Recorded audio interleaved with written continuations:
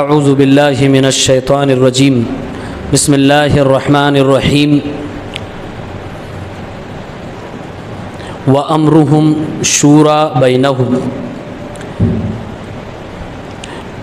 25ویں پارے میں ایک سورت ہے سورۃ الشورى.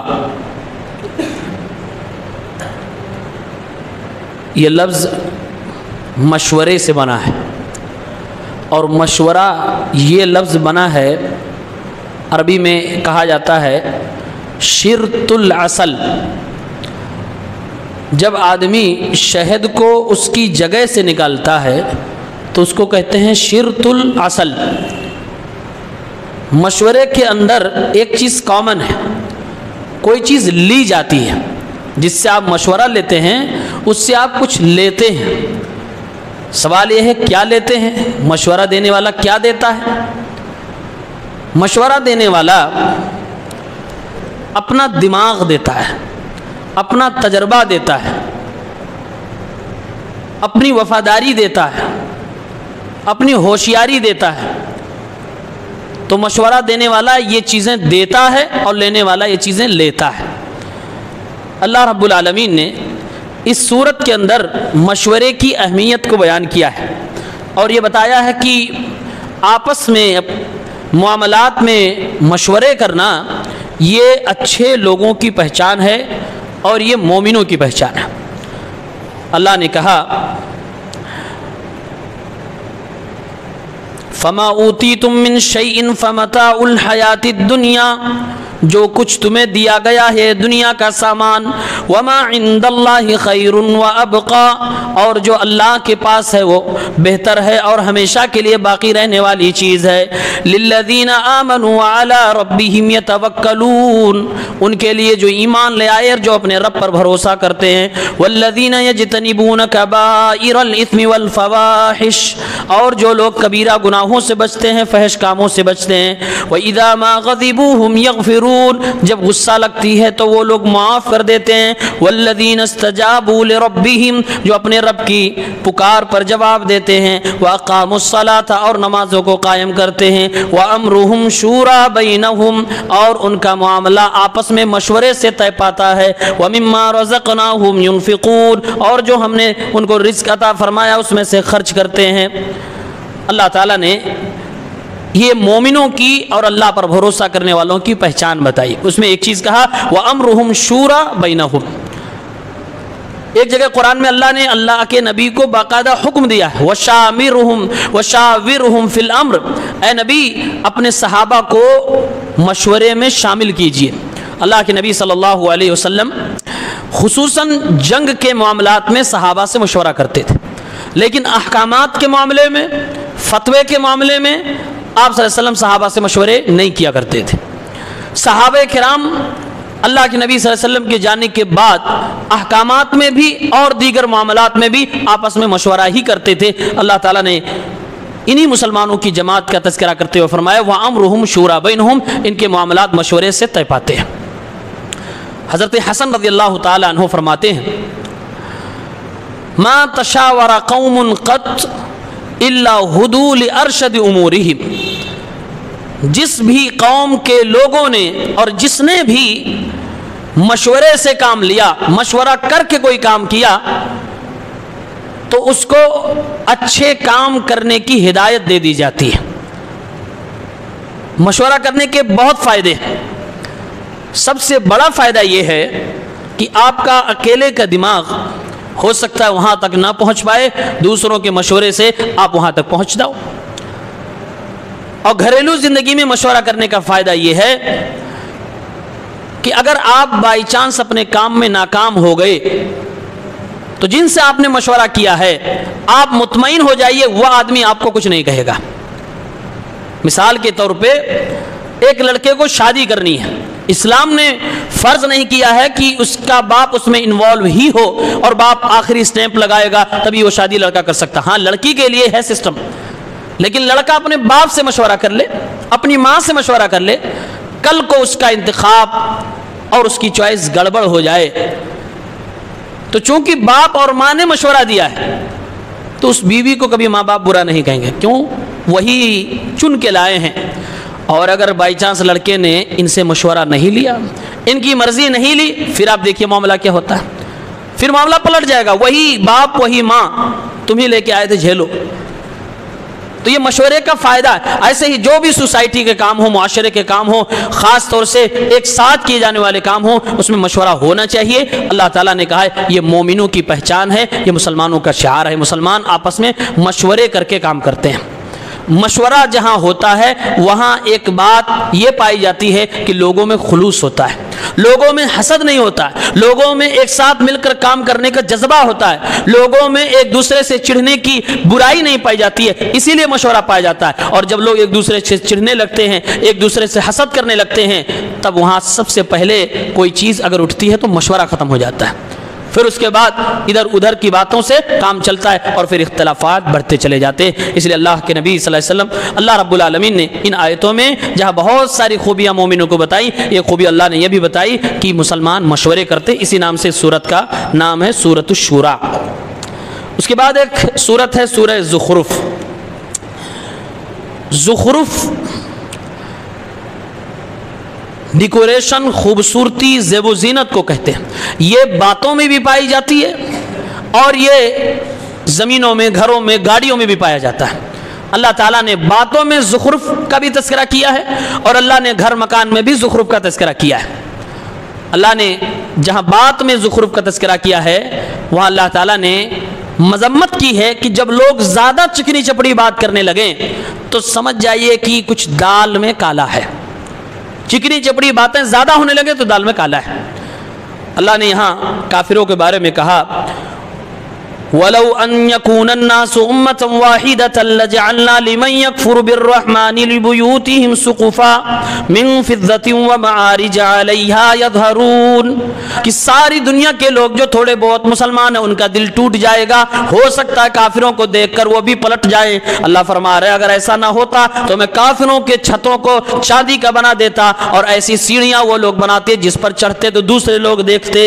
وَلِبُيُوتِهِمْ أَبْوَابًا وَسُرُورًا اور ان کے گھروں میں بڑے بڑے دروازے ہوتے، بڑی بڑی چارپائیاں ہوتی، علیہا یتکئون جن پہ وہ ٹیک لگا کے بیٹھے ہوتے، وزخرفا اور گھروں میں خوب نمائش ہوتی، خوب آرائش ہوتی، خوب خوبصورتی ہوتی، ایک ایک طرح کی چیزیں موجود ہوتی۔ وَإِن كُلُّ ذَلِكَ لَمَّا مَتَاعُ الْحَيَاةِ الدُّنْيَا جبکہ یہ ساری کی ساری چیزیں دنیا کی چیزیں، وَالْآخِرَةُ عِنْدَ رَبِّكَ لِلْمُتَّقِينَ اور آخرت میں اللہ رب العالمین نے بہت کچھ متقیوں کے لیے تیار کر رکھا ہے۔ تو یہاں پر اللہ نے گھر مکان کے تعلق سے زخرف کا بیان کیا ہے۔ اس کے بعد ایک سورت آتی ہے سورۃ الدخان۔ دخان کے مطلب ہوتے ہیں دھواں۔ اسی سے جس جگہ پہ نو اسموکنگ لکھا ہوتا ہے وہاں عربی میں لکھتے ہیں ممنوع التدخین، اسی ورڈ سے بنا ہے ممنوع التدخین مطلب نو اسموکنگ۔ دخان مطلب دھواں۔ اللہ رب العالمین نے اس صورت کے اندر اللہ کے نبی صلی اللہ علیہ وسلم کو انتظار کرنے کے لیے کہا اے نبی انتظار کیجئے اس وقت کا جب آسمان پورے کھلے ہوئے دھوئیں کے ساتھ آ جائے گا۔ کیا مطلب ہے؟ اللہ کے نبی کی باتوں کو جب مشرکین نے، کفار نے تسلیم نہیں کیا تو اللہ کے نبی نے بد دعا کی، اے اللہ جیسے یوسف کے زمانے میں 7 سال قحط سالی ہوئی، اے اللہ کفار قریش کے اوپر بھی اس طرح کی کچھ بات ہو جائے۔ چنانچہ 1 سال ایسی قحط سالی مکہ میں آئی تھی کہ لوگوں کو ہڈیاں بھی کھانی پڑی تھی، پتے بھی چبانے پڑے تھے۔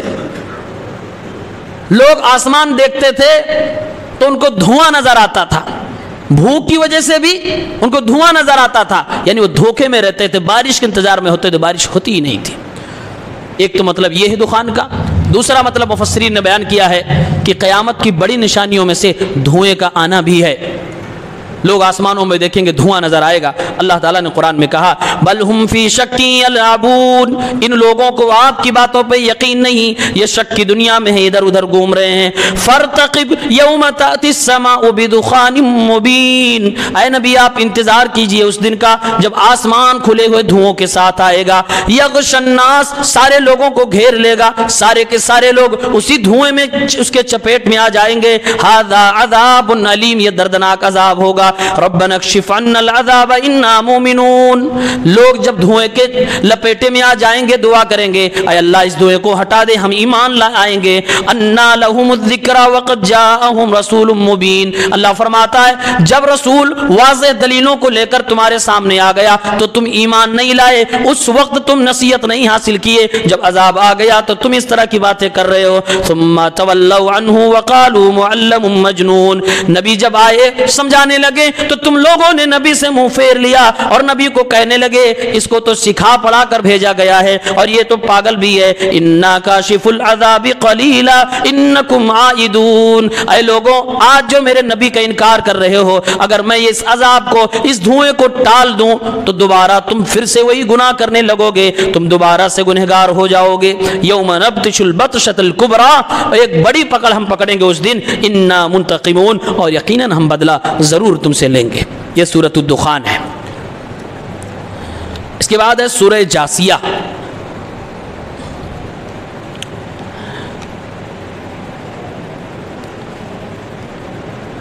جاسیہ کا مطلب ہوتا ہے گھٹنوں کے بل اپنے کسی بڑے کے سامنے کھڑے ہو جانا. آدمی گھٹنوں پہ آ کر سامنے والے کے سامنے کیوں آتا ہے, کیوں کھڑا ہوتا ہے؟ پوری طرح سے مجرم ثابت ہو گیا تب وہ گھٹنوں کے بل آ جاتا ہے اور اس کے سامنے اس کا حاکم کھڑا ہوتا ہے. یہ جاسیہ کا معنی ہے. اس صورت میں یہ ورڈ آیا ہے. اللہ نے قیامت کا ایک منظر پیش کیا ہے. للہ ملک السماوات والارض یوم تقوم الساعۃ یومئذ یخسر المبطلون.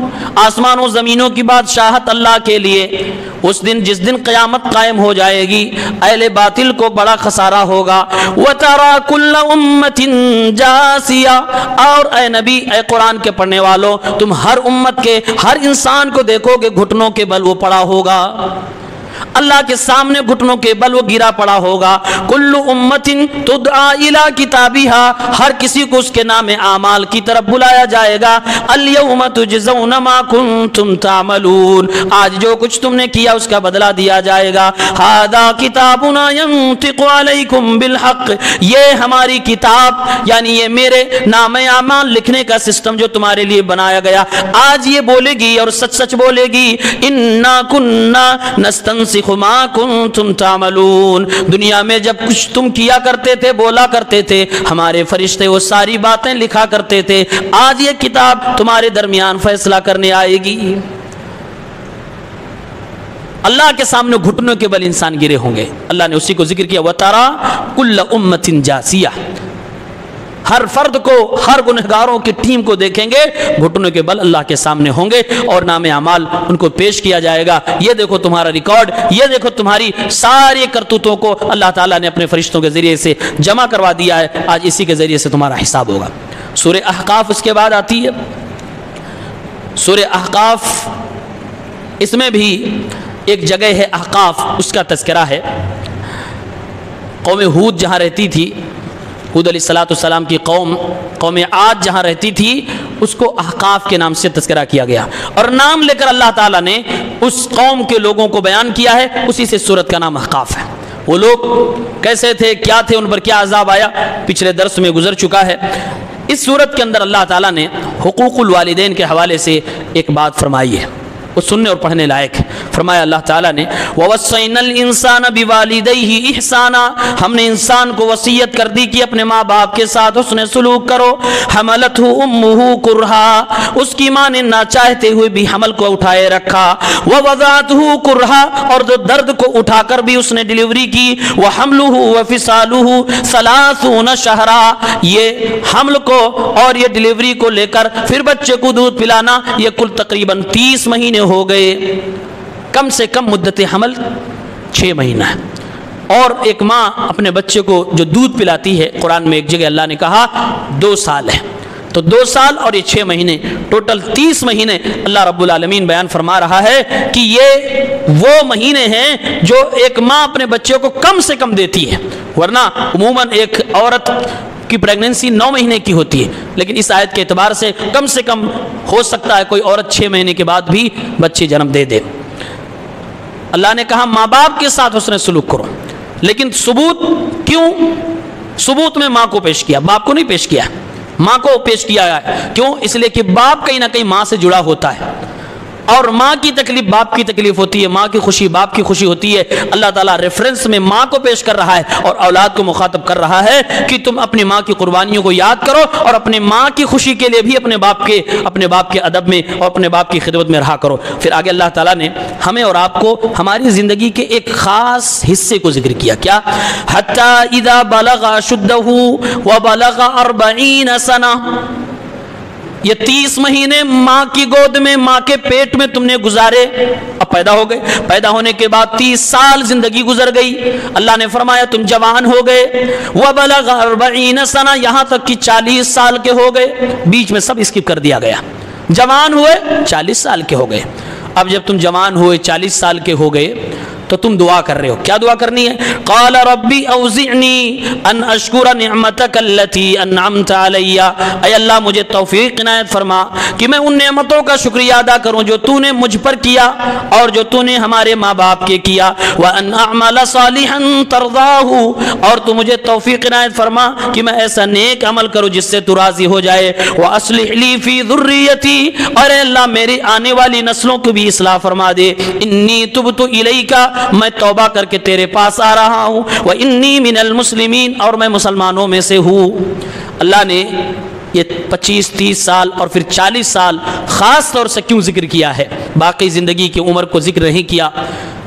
مفسرین کہتے ہیں اس لیے کہ یہ انسان کی جوانی کا وقت اور جوانی سے لے کے 40 سال کا وقت عموماً انسان بے ہوش ہوتا ہے. بے ہوش کی کس معنی کے؟ اپنے ماں باپ کو بھول چکا ہوتا ہے، اس کی ایک نئی دنیا شروع ہو جاتی ہے. اس لیے اللہ تعالیٰ نے خاص طور سے زندگی کا وہ دور ذکر کر کے یاد دلایا ہے کہ جب تم جوان ہو، بہت طاقتور ہو، 40 سال کے ہو گئے. جوانی میں صرف جسم مضبوط ہوتا ہے، ضروری نہیں کہ عقل مضبوط ہو جائے، لیکن 40 سال کی عمر کو جب آدمی پہنچتا ہے تو جسم بھی مضبوط ہو چکا ہوتا ہے، عقل بھی مکمل مضبوط ہو چکی ہوتی ہے. اس لیے اللہ تعالیٰ نے نبیوں کو نبوت 40 سال کی عمر میں دی ہے. یہ عمر اللہ ذکر اس لیے فرما رہا ہے کہ اب تو جسم بھی مضبوط ہے، عقل بھی مضبوط ہے، ایسے میں نہ سوچنے میں کمی ہے نہ خدمت کرنے میں کمی ہے. اس وقت اپنے ماں باپ کا خیال کرو. تم 40 سال کے ہو، ظاہر سی بات ہے ماں باپ 60 70 کے ہو گئے ہوں گے اگر زندہ ہوں گے. ایسے میں تم اپنے ماں باپ کی خدمت کرو اور دعا بھی کرو. دعا کیا کرنی ہے؟ اپنے لیے بھی. اور تم 40 سال کے ہو گئے، صحیح وقت پہ شادی ہوئی ہے تو بچے بھی ہوئے ہوں گے، تو اپنی اولاد کے لیے بھی دعا کرو اور اپنے ماں باپ کے لیے بھی دعا کرو، اپنے لیے بھی دعا کرو. یہ ایک اچھے انسان کی پہچان ہے جو اس صورت میں اللہ عز و جل نے بیان کی ہے. اس کے بعد سورہ محمد ہے. اللہ کے نبی صلی اللہ علیہ وسلم کا نام محمد ہے. اس سورت کی پہلی اور دوسری آیت میں اللہ نے فرمایا الذین کفروا وصدوا عن سبیل اللہ اضل اعمالهم، جنہوں نے کفر کیا اور اللہ کے راستے سے روکا، اللہ نے ان کے اعمال کو برباد کر دیا، یعنی وہ گمراہ ہو گئے. ایک یہ کفر، دوسرے گمراہی، دونوں ہی غلط چیز ہے. اگر کفر کرو گے تو گمراہی مقدر ہے. علماء نے ایک رول بتا دیا، اس سے قاعدہ بتا دیا، جب آدمی ایک گناہ کرتا ہے اس گناہ کی وجہ سے بھی دوسرا گناہ کرنے کا اس کو موقع دے دیا جاتا ہے. معلوم یہ ہوا کہ جو آپ دوسرا گناہ کر رہے ہو کہیں نہ کہ اس کے پیچھے آپ کا پہلا گناہ ذمہ دار ہے. دوسری آیت میں اللہ تعالیٰ نے فرمایا والذین آمنوا وعملوا الصالحات، جو ایمان لائے، نیک عمل کیا، وآمنوا بما نزل علی محمد، اور اس پر ایمان لے آئے جو محمد رسول اللہ صلی اللہ علیہ وسلم پر نازل کیا گیا. وَهُوَ الْحَقُّ مِنْ رَبِّهِمْ، اور وہ رب کی طرف سے حق اور سچ ہے. كَفَّرَ عَنْهُمْ سَيِّئَاتِهِمْ، اللہ نے ان کو گناہوں کو مٹا دیا. وَأَصْلَحَ بَالَهُمْ، ان کے حالات درست فرما دیے.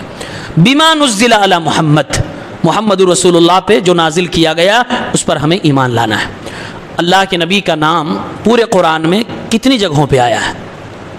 یہ کتاب تو ہمارے ہی نبی پہ اتری ہے. اللہ کے نبی صلی اللہ علیہ وسلم کا نام قرآن کریم میں کتنی بار آیا ہے؟ 3 بار. معلوم ہے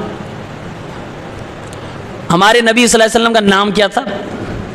محمد، اور کچھ تھا احمد، اور بھی نام تھے، لیکن یہ 2 نام مشہور ہیں، سب سے زیادہ فیمس. یہ دونوں نام قرآن کریم میں ہمارے نبی کے آئے ہوئے ہیں.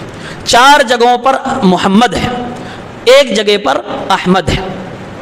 احمد یہاں پر ذکر کیا گیا محمد، یہ انہی 4 جگہوں میں سے ایک ہے.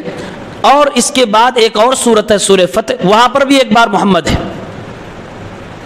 اور ایک جگہ سورہ آل عمران ہے وما محمد الا رسول، اور ایک جگہ سورہ احزاب پہ ہے ما کان محمد ابا احد من رجالکم۔ یہ ٹوٹل 4 جگہوں پہ محمد، اور ایک جگہ احمد ہے من بعد اسمہ احمد، کہ حضرت عیسیٰ نے اپنی قوم کو بشارت دی تھی کہ میرے بعد ایک نبی آئے گا جس کا نام احمد ہوگا، جو کہ بائبل میں بھی لکھا ہوا ہے۔ تو یہ 5 جگہوں پر ہمارے نبی بائی نیم منشن ہوئے۔ اچھا، کیا کوئی ایسے نبی بھی ہیں جن کا نام ہمارے نبی سے زیادہ آیا قرآن میں؟ بہت سارے نبی ہیں۔ ابراہیم علیہ السلام بھی کئی بار منشن ہوئے، موسیٰ علیہ السلام سب سے زیادہ قرآن کریم میں ذکر کیے گئے ہیں۔ تو یہاں اللہ نے فرمایا جو محمد رسول اللہ صلی اللہ علیہ وسلم پہ نازل کیا گیا، جو شخص اس پر ایمان لے آیا، نیک عمل کیا، اللہ رب العالمین اس کے گناہوں کو مٹا دیتا ہے اور اس کے حالات کو، اس کے معاملات کو درست فرما دیتا ہے۔ یہی ٹرم ایک حدیث پاک میں اللہ کے نبی صلی اللہ علیہ وسلم نے استعمال کیا ہے۔ آپ صلی اللہ علیہ وسلم نے فرمایا کہ جو شخص کسی ایسے آدمی کے پاس اپنا معاملہ لے کر گیا جو غیب کی بات بتانے کا دعویٰ کرتا ہے، آپ کی کوئی چیز چوری ہو گئی، کچھ لوگ کہتے ہیں آئیے میرے پاس انڈا کاٹیے، لیمو کاٹیے، میں بتاؤں گا کہ کس نے چرایا ہے، ایسے ہے نا اپنے مارکیٹ میں پائے جاتے ہیں۔ یہ سب کے سب لوگ غیب کے دعوے دار ہیں، اور یہ اس چیز کا دعویٰ کر رہے ہیں جو اللہ تعالیٰ نے صرف اپنے لیے خاص کیا ہے۔ یہ بہت بڑے مجرم ہے اسلام کی نگاہ میں۔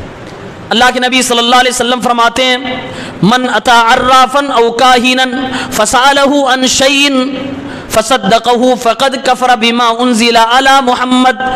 جو شخص کسی ایسے کاہن، جوتشی، کسی ایسے عیب پہ گیا، کسی ایسے بابا کے پاس گیا اور اس سے کوئی اپنا معاملہ سوال کیا، اس کی بات کو ویریفائی بھی کر دیا، اس نے اس چیز کے ساتھ کفر کر دیا جو محمد رسول اللہ پہ اتارا گیا، بما نزل علی محمد۔ سیم یہی بات ہمارے نبی صلی اللہ علیہ وسلم نے، یعنی قرآن کے ساتھ کفر ہے۔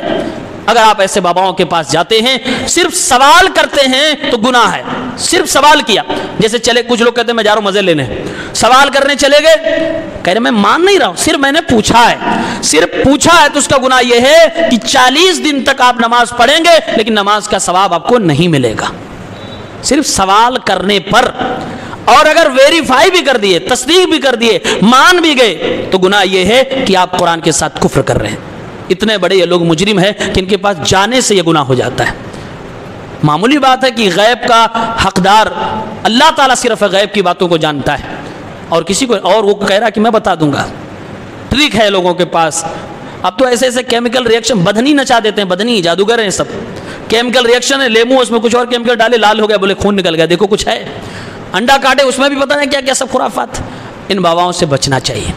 یہ ہے سورہ محمد، ہمارے نبی صلی اللہ علیہ وسلم کے نام پہ سورت ہے۔ یہ عقیدہ اگر درست ہو جائے تو بہت بڑی بات ہے۔ اس کے بعد سورۃ الفتح۔ فتح کا مطلب کیا ہوتا ہے؟ یہ تو سب جانتے ہیں، وکٹری، جیت، فتح۔ آئیے میں اس سورت سے آپ کی جیت کے تعلق سے ایک بات عرض کرتا ہوں۔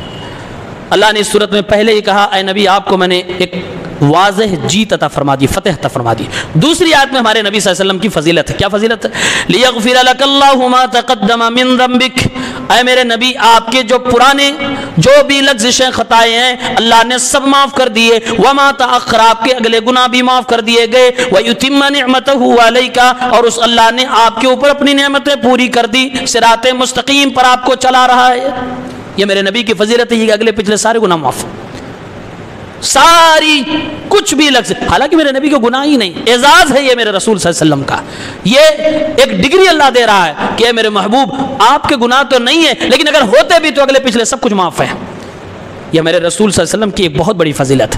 اس کے فوراً بعد والی آیت میں صحابہ کی فضیلت، اللہ نے فرمایا هو الذی انزل السکینہ فی قلوب المؤمنین، اسی رب نے سکینت کو مومنوں کے دلوں میں نازل فرمایا، لیزدادوا ایمانا مع ایمانہم، تاکہ ان کا ایمان بڑھ جائے، لیدخل المؤمنین والمؤمنات جنات تجری، اللہ تعالیٰ اس لیے صحابہ کرام کو ایمان کو بڑھا رہا ہے تاکہ ان کو جنت میں داخل فرمائے۔ یہ صحابہ کی فضیلت ہوگی، یہ شروع ہی میں نبی کی فضیلت، پھر صحابہ کی فضیلت۔ کچھ آیت اور آگے چلیے۔ اللہ کے نبی صلی اللہ علیہ وسلم کے ایک پیارے صحابی اور داماد حضرت عثمان مکہ گئے، کسی کام سے نبی نے بھیجا تھا، واپسی میں دیری ہو گئی، مسلمانوں کو لگا کہ شہید کر دیے گئے۔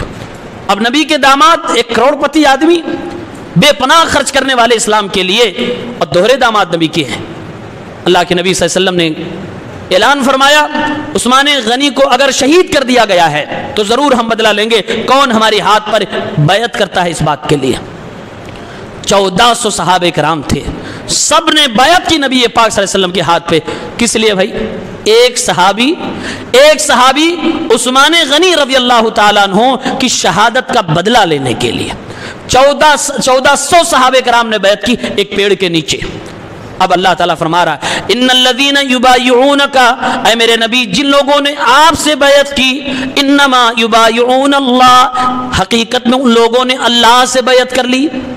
یعنی اللہ تعالیٰ فرما رہا ہے میں بھی اس میں ہاں بھر رہا ہوں، میرے نبی آپ کے ساتھ میں بھی ہوں۔ آگے اللہ نے کہا ید اللہ فوق ایدیہم، اے میرے نبی آپ کے ہاتھ پہ آپ کے صحابہ کا ہاتھ، اللہ کا ہاتھ ان تمام لوگوں پر ہے۔ فمن نکث فانما ينكث على نفسه، اب یہ وعدہ کرنے کے بعد جو پیچھے ہٹ جائے وہ اپنا پیچھے ہٹ کے نقصان کرے گا۔ ومن اوفى بما عهد عليه الله، اور جس نے اللہ سے کیا ہوا وعدہ پورا کر دیا، فسيؤتيه اجرا عظيما، اللہ اسے اجر عظیم عطا فرمائے گا۔ حالانکہ حضرت عثمان وہاں شہید نہیں ہوئے تھے، شہید نہیں ہوئے تھے، کچھ دیر بعد واپس آ گئے، لیکن اتنا بڑا کارنامہ نبی، صحابہ کرام، اللہ رب العالمین۔ اللہ فرما رہا ہے جنہوں نے آپ پر بیعت کی ہے میرے نبی، ان کے ہاتھ پہ میرا بھی ہاتھ ہے اور میں بھی اس میں شامل ہوں۔ یہ صحابہ کی فضیلت نہیں، یہ رسول اللہ صلی اللہ علیہ وسلم کی فضیلت نہیں، تو کس کی فضیلت؟ اسی صورت میں اور آگے بڑھیے، اخیر میں اللہ تعالیٰ نے فرمایا محمد الرسول اللہ، محمد اللہ کے رسول ہے، اور یہ ہمارے نبی کا پوسٹ ہے۔ محمد نام ہے، رسول اللہ یہ پوسٹ ہے، یہ عہدہ ہے، یہ منصب ہے۔ یہ بھی میرے نبی کی فضیلت اور تعریف ہے۔ محمد الرسول اللہ، محمد اللہ کے رسول، والذین معہ، اور جو ان کے ساتھ ہیں۔ ان کے ساتھ کون تھے؟ صحابہ۔ اب صحابہ کے بارے میں اللہ نے ان کی فضیلت بیان کی اور اخیر میں فیصلہ کر دیا۔ جیت جو میں نے فتح کی بات کی، اللہ فیصلہ کر رہا ہے۔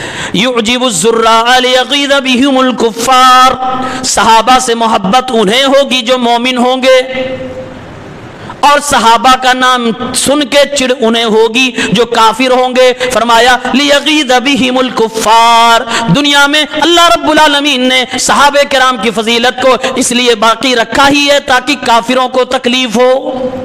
تو بھائی جس کے اندر نفاق ہے، کفر ہے، زندیقیت ہے، اس کو تکلیف ہوگی۔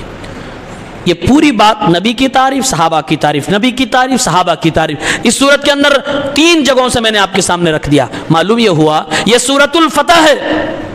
کوئی مسلمان قوم اور جماعت اس وقت تک فتح نہیں پا سکتی جب تک وہ صحابہ کی تعریف نہ کرے، نبی کی تعریف نہ کرے۔ دونوں کی تعریف آپ کو کرنی پڑے گی۔ اللہ کی قسم ہے دین ہم تک اگر پہنچا ہے تو نبی پاک صلی اللہ علیہ وسلم کے بعد صحابہ کرام کی محنتوں اور کوششوں سے پہنچا ہے۔ اس لیے ہمارے اسلاف کہا کرتے تھے جو بھی شخص کسی صحابی کے بارے میں ایک بھی لفظ بد زبانی کرے وہ زندیق آدمی ہے، وہ صحابی کو برا نہیں کہہ رہا ہے، دراصل وہ اسلام کو ہی گرانے کی کوشش کر رہا ہے۔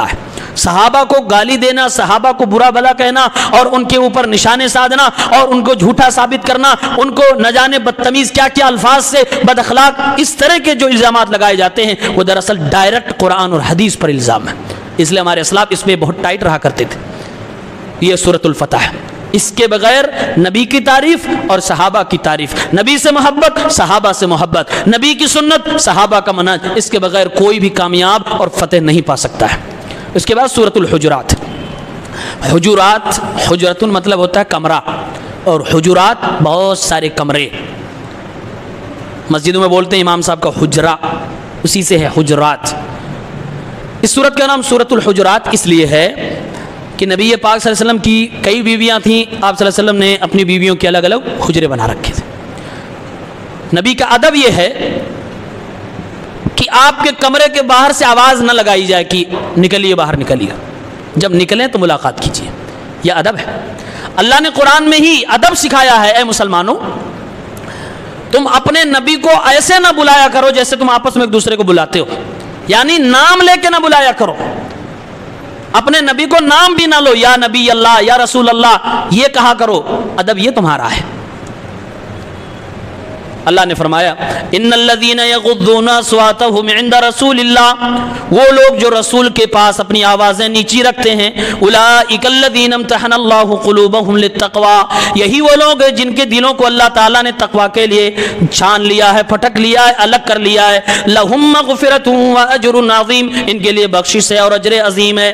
آگے فرمایا ان الذین ینادونک من وراء الحجرات، اے نبی جو لوگ آپ کے حجرے کے پیچھے سے آپ کو آواز دے رہے تھے، اکثرهم لا یعقلون، اکثر اس میں سے نہ سمجھ تھے، وہ دیہات کے لوگ تھے، وہ آ کے آواز دے رہے تھے۔ اللہ نے فرمایا اے میرے نبی آپ کے حجرے کے باہر سے جو لوگ آپ کو آواز دے رہے تھے، اکثرهم لا یعقلون، اکثر وہ لوگ نہ سمجھ تھے۔ ولو انہم صبروا، اگر وہ لوگ صبر کر لیتے، خاموش رہتے، انتظار کر لیتے، حتی تخرج الیہم، یہاں تک کہ آپ نکل کے ان کے پاس چلے جاتے، لکان خیر لہم، تو ان کے لیے بہتر ہوتا۔ واللہ غفور الرحیم، اللہ معاف کرنے والا، رحم کرنے والا ہے۔ آپ دیکھ رہے ہیں اللہ تعالیٰ اپنے نبی کے ادب کا تذکرہ قرآن میں کر رہا ہے اور ہمیں اور آپ کو سکھا رہا ہے۔ کتنا بڑا مرتبہ اللہ کی نگاہ میں میرے نبی کا ہے کہ حجرے کے باہر کھڑے ہو کے آواز لگا کے بلانا بھی نہیں ہے۔ اللہ فرما رہا جب تک آپ نکل نہ جائے ان کو صبر کرنا چاہیے تھا، اور یہی ان کے لیے بہتر تھا۔ یہ میرے نبی کی عظمت ہے کہ اللہ تعالیٰ خود اپنی زبان سے، اگر یہ بات نبی کہتے کہ میں جب تک نکل نہ جاؤں تب تک تم لوگ انتظار کرو، آج وہ لوگ جو میرے نبی پر انگلیاں اٹھاتے ہیں ان کو بہانہ مل جاتا، دیکھو ایٹیٹیوڈ والا تھا، لیکن میرے نبی نے کچھ نہیں کہا۔ لوگ ایسے بھی تھے جو گریبان تک پکڑے ہیں منبر رسول پر، منافقوں نے، لیکن اللہ تعالیٰ ہمیشہ اپنے نبی کی دفاع کرتا ہے، ہمیشہ ان کو لوگوں کو سکھاتا کہ کیسے میرے رسول کا آپ لوگ ادب کرو گے، نام نہیں لینا۔ اور خود اللہ تعالیٰ نے قرآن میں، پورے قرآن میں کہیں بھی ایک جگہ بھی یہ نہیں کہا یا محمد، یا احمد، یا ایھا النبی، یا ایھا الرسول، یا ایھا المزمل، یا ایھا المدثر، اس طرح سے اللہ تعالیٰ نے آپ کو خطاب کیا، قرآن نام نہیں لیا ہے۔ کتنا رب العالمین اپنے نبی کو عزت عطا فرما رہا ہے۔ ہم اندازاً اسی قرآن میں اللہ نے کہا وَرَفَعْنَا لَكَ ذِكْرَكَ، اے میرے نبی آپ کا ذکر تو ہم بلند کر دیتے ہیں، اور بلند کر دیا اللہ تعالیٰ نے۔ آج ہم قرآن پڑھ رہے ہیں، اپنے نبی کے یہ ادب جو اللہ نے بیان کیا ہے، یہ سن کر ہمارے دلوں میں نبی کی محبت جاگتی ہے، عظمت جاگتی ہے، اور یہی عظمت اور محبت تو پیدا کرنی ہے تاکہ دل ہمارا نبی کی اطاعت کی طرف راغب ہو سکے۔ یہ سورہ حجرات ہمیں سکھاتا ہے۔ یہ سورہ حجرات بہت بہترین صورت ہے، سماج اور معاشرے کو کیسے چلنا ہے اس میں اللہ تعالیٰ نے وہ گائیڈ لائن دی ہے، 10 چیزیں بیان کی ہیں۔ اس کے بعد ہے سورہ قاف، قاف والقرآن المجید، یہ قاف بھی حروف مقطعات میں سے ہے۔ اللہ تعالیٰ نے کہا وَلَقَدْ خَلَقْنَا الْإِنسَانَ، میں نے ہی انسان کو پیدا کیا ہے، وَنَعْلَمُ مَا تُوَسْوِسُ بِهِ نَفْسُهُ، اس کے دل میں جو کچھ وسوسہ آتا ہے، جاتا ہے، سوچتا ہے، میں جانتا ہوں۔ اللہ فرما رہا میں جانتا ہوں۔ وَنَحْنُ أَقْرَبُ إِلَيْهِ مِنْ حَبْلِ الْوَرِيدِ، اور میں اس سے قریب ہوں شہ رگ سے زیادہ، جانتا ہوں میں وہ کیا سوچ رہا ہے۔ اگر اللہ تعالیٰ ہماری سوچ پر ہم کو پکڑنے لگے تو بچیں گے؟ نہیں بچیں گے۔ اس لیے اللہ کے نبی صلی اللہ علیہ وسلم نے فرمایا اللہ تعالیٰ بڑا رحیم ہے، کریم ہے، جو ہم دل میں سوچ لیتے ہیں بری چیزیں، خیالات، اللہ اس پہ مواخذہ نہیں کرتا جب تک کہ اس کا مزہ نہ لینے لگو، جب تک کہ اس کے اوپر ایکشن نہ دینے لگو، تب تک اللہ پکڑ نہیں کرتا۔ دل کے یہ خیالات اللہ فرما رہا میں جانتا ہوں، چھپا نہیں سکتے اللہ سے۔ اس لیے علماء کہتے ہیں کہ دل میں جب بھی برائی کا خیال آئے، جب بھی کوئی شیطانی وسوسہ ہے، اعوذ باللہ من الشیطان الرجیم پڑھ کے اس کو فارغ کرو اور آگے بڑھو۔ اس میں مزہ لینے کی آپ کو ضرورت نہیں ہے۔ اگر آپ اس میں انٹرسٹ لینے لگے اور بار بار دماغ پہ پریشر ڈال کے وہی تھاٹ لا رہے ہیں، اس کے بعد اس سے مزے لے رہے ہیں، تو آپ گنہگار ہو جائیں گے، گرچہ آپ نے کچھ کیا یا نہیں کیا ہے۔ آگے اللہ نے کہا اذ یتلقى المتلقیان عن الیمین وعن الشمال قعید، یمین مطلب رائٹ، شمال مطلب لیفٹ۔ رائٹ اور لیفٹ دو فرشتوں کو میں نے بٹھا رکھا ہے، یہ ملاقات کریں گے ایک دن، کیا ریکارڈ ہمارا لکھا جا رہا ہے۔ وَإِنَّ عَلَيْكُمْ لَحَافِظِينَ كِرَامًا كَاتِبِينَ يَعْلَمُونَ مَا تَفْعَلُونَ، تمہارے اوپر ہم نے حفاظت کرنے والے فرشتوں کو بھی لگا رکھا ہے، اور تمہارے نام اعمال حرکتوں کو لکھنے والے فرشتوں کو بھی لگا رکھا ہے۔ يَعْلَمُونَ مَا تَفْعَلُونَ، جو کچھ تم کر دیتے ہو فرشتے ریکارڈ کر دیتے ہیں، جانتے ہیں۔ اب وہ لکھ دیا تو فرشتے کے علم میں آ گیا۔ آگے اللہ نے کہا ما یلفظ من قول، جو بھی شبد تم بولتے ہو، الا لدیہ رقیب عتید، ادھر لفظ نکلا، ادھر فرشتہ جو باریکی سے لکھنے والا ہے موجود ہے، ایک بھی شبد مس نہیں ہونے دیتا ہے، چھوڑتا نہیں، وہ لکھ رہا ہے۔ وجاءت سکرۃ الموت بالحق، مرنے کے وقت موت کی سختیاں آئیں گی، ذالک ما کنت منہ تحید، اور یہ وہی سچائی ہے جس سے تو بھاگ رہا تھا، یعنی موت۔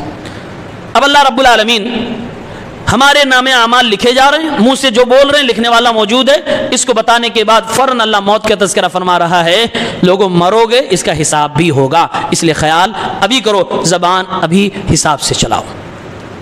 یہ ہمارے نبی صلی اللہ علیہ وسلم نے بیان فرمایا ہے کہ کئی بار آدمی منہ سے ایسی بات بولتا ہے کہ اگر اسی وقت اس کو اللہ تعالیٰ سزا دینے لگے اور پکڑ کر لے تو ایسا اٹھا کے جہنم میں پھینکے گا کہ اپنے بولی ہوئی اس بات کی وجہ سے جہنم کی اتھاہ گہرائیوں میں آدمی گر جائے گا۔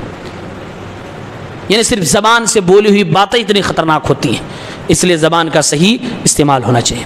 اس کے بعد سورہ ذاریات، اس میں اللہ تعالیٰ نے روزی روٹی کے تعلق سے بہت ساری چیزیں بتائی ہیں، اسی لیے شروع میں کچھ ایسی چیزوں کی قسمیں بھی کھائی ہیں، وہ ہوائیں جو چلتی ہیں، وہ بادل جو پانی لے کے چلتے ہیں، بارش ہوتی ہے، یعنی روزی روٹی سے ریلیٹڈ کئی چیزیں اللہ تعالیٰ نے ذکر کی ہیں، اور اس میں کچھ نیک لوگوں کی باتیں بھی بتائیں۔ اللہ نے فرمایا جو لوگ متقی ہیں وہ جنت میں ہوں گے، اور اللہ جو انہیں عطا فرمائے گا وہ اس کو لے رہے ہوں گے۔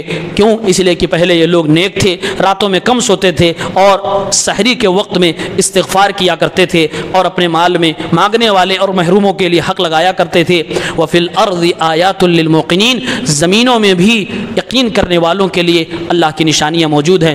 وفی انفسکم افلا تبصرون، اے انسانوں تمہارے بدن کے اندر بھی اللہ کو پہچاننے کی نشانیاں موجود ہیں۔ ہمارے اندر بھی ایسا سسٹم ہے کہ آدمی غور کرے تو اللہ کو پہچان سکتا ہے، یعنی اللہ تک وہ اس کی رسائی ہو سکتی ہے، پہنچ سکتا ہے، اللہ تعالیٰ کی حقانیت، اس کی توحید کو پا سکتا ہے۔ ہم اور آپ انسان ہیں، اوپر سے کتنے اچھے، کچھ دکھ رہا ڈھانچہ، اندر کی مشین ہے کچھ نہیں دکھ رہا، لیکن اندر سے کیسے کیا سسٹم ہے؟ ڈائجیشن سسٹم الگ ہے، سانس لینے کا سسٹم الگ ہے، اور کھانے پینے کا سسٹم الگ ہے، آنکھ سے دینے کا سسٹم الگ ہے۔ آنکھ ہی میں کتنی نسیں بنا دی گئی ہیں، اب تو بڑی بڑی سائنس کی دنیا ترقی کر چکی ہے، مائکروسکوپ سے دیکھیے، خوب زوم کر کے دیکھیے، آنکھ ہی میں نہ جانے کتنی ایسی اللہ نے نسیں بنا دی ہیں کہ وہ اگر میٹر میں کی جائے کروڑوں میں جا رہی ہیں۔ پورے بدن میں اللہ نے 206 جوڑ بنا دیے، اتنے ساری سسٹم پورے جسم میں۔ اللہ فرما رہا ہے وفی انفسکم، تمہارے اندر آیتیں ہیں، نشانیاں ہیں، پہچانو۔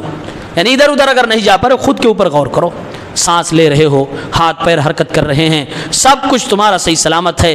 اور تم اپنی پیدائش تو دیکھ لو، تم پیدا کیسے ہوئے ہو، کیسے کیسے تمہارا گروتھ ہوا، پھر کیسے کیسے ڈھلا ہو رہا، پھر کیسے مٹی میں جا رہے ہو۔ اللہ فرمایا تمہارے اندر، تمہارے سسٹم میں ہم نے نشانیاں بنا رکھی ہیں۔ افلا تبصرون، کیا تم دیکھ نہیں رہے ہو؟ وفی السماء رزقکم، اور تمہاری روزیاں تو آسمانوں میں ہیں، وما توعدون، اور جس کا تم سے وعدہ کیا جاتا ہے وہ بھی آسمانوں میں۔ روزیاں آسمانوں میں، کیا مطلب؟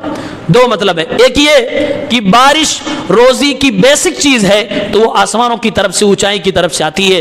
دوسری یہ تمہاری تقدیر ہے، کتنا کماؤ گے، کتنا نہیں کماؤ گے، کون سی وہ نعمت، کون سی وہ کمائی کہ ہاتھ میں آ کے چھن جائے گی، اور کب تمہارا لاس ہوگا، یہ سب کچھ لوح محفوظ میں لکھا ہوا ہے۔ وفی السماء رزقکم، روزیوں کے فیصلے تو آسمانوں پہ ہوتے ہیں، لہذا روزی کم ہو جائے تو آسمان والے کو رب العالمین کی طرف جاؤ، فیصلے وہاں سے ہوتے ہیں، زمین پر روزیوں کے فیصلے نہیں ہوتے ہیں۔ یہ سورہ ذاریات، اللہ رب العالمین سے دعا ہے رب العالمین ہم سب کو نیک کام کرنے کی توفیق دے، حلال کھانے کی توفیق دے، آمین۔ السلام علیکم۔